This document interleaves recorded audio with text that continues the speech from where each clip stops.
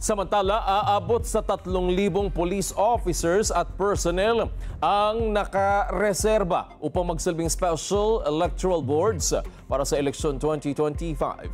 Batay ito sa approval ni PNP Chief General Romel Francisco Marbil at sinabing well-trained ang mga ito. Sinabi ni Director for Police Community Relations Police Major General Roderick Augustus Alba. I-deploy na rin ang mga ito.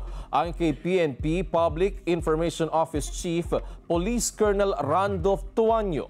Hanggang noong Mayo 5, 37 election hotspots ang natukoy.